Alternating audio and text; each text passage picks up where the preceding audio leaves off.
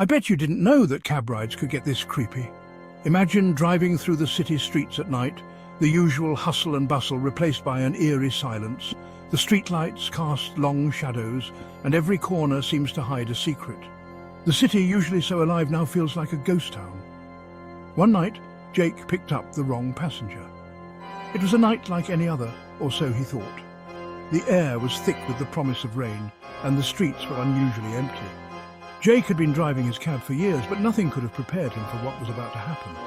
Jake worked late shifts as a cab driver and dreaded picking up passengers from the outskirts of town.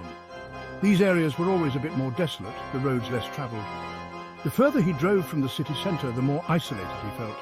The streetlights became fewer and farther between, and the darkness seemed to close in around him. The roads were poorly lit. The air felt colder, and there was always a sense of unease. It was as if the night itself was alive, watching him, waiting for something. The mist hung low, swirling around the car like ghostly fingers. Every sound seemed amplified, the crunch of gravel under the tyres, the rustle of leaves in the wind. One rainy night, he spotted a woman standing at the side of the road, drenched and shivering. She looked out of place, almost like an apparition. Her clothes clung to her body, and her hair was plastered to her face. She seemed desperate, and Jake's heart went out to her. He couldn't just leave her there in the cold and rain. She raised her hand, and Jake pulled over. The rain was coming down in sheets now, and he could barely see through the windshield. He rolled down the window just enough to hear her over the sound of the storm. "Need a ride?" he asked, his voice barely audible over the rain. She climbed in without a word, her long wet hair covering her face. The interior of the cab was instantly filled with the smell of rain and damp earth. She sat in the back, her silence adding to the growing sense of unease. Jake glanced at her through the rearview mirror, but she didn't meet his gaze. "Where to?" Jake asked, trying to shake off the eerie feeling creeping up his spine. His voice sounded strange, even to his own ears, as if the night had swallowed it up. He waited for her response, the seconds stretching into what felt like an eternity. She muttered an address in a monotone voice. It was barely more than a whisper, but Jake heard it clearly. The address sent a shiver down his spine. It was a place he knew well, a place he had hoped never to visit again. Jake recognized it.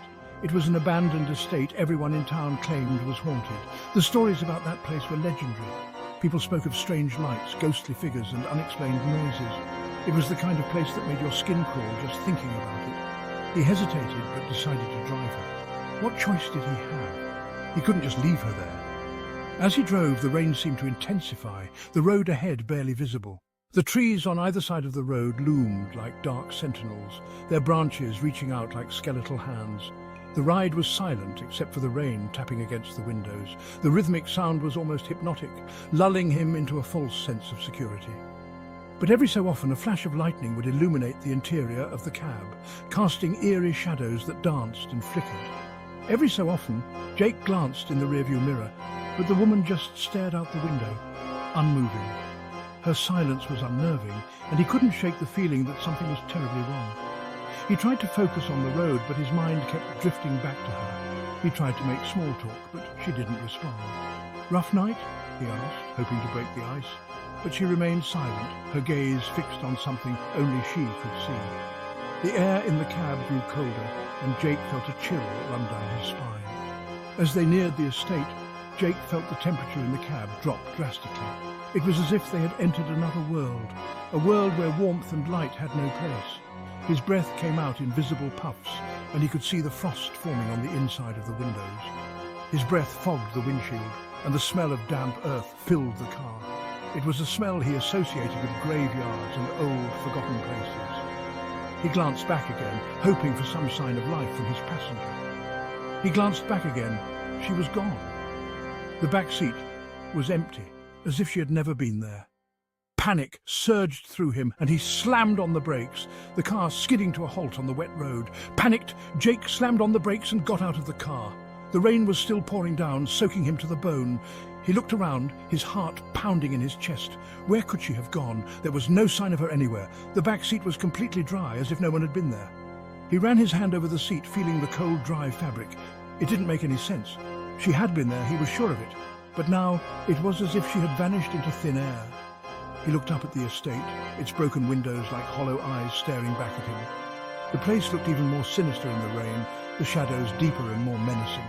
He felt a sense of dread wash over him, and he knew he had to get out of there. Then he saw her, standing in the doorway, her pale face now visible, twisted into a sinister grin. Her eyes seemed to bore into his soul, and he felt a chill run down his spine. She raised her hand, and for a moment he thought she was going to wave him over. Before Jake could move, she raised her hand and waved, the same way she had on the side of the road. It was a gesture that seemed to mock him, to taunt him. He felt a surge of fear and revulsion, and he knew he had to get away. He jumped back into the cab, his hands shaking as he fumbled with the keys. The engine roared to life, and he sped away. The image of her sinister grin burned into his mind. He never picked up another passenger from the outskirts of town again.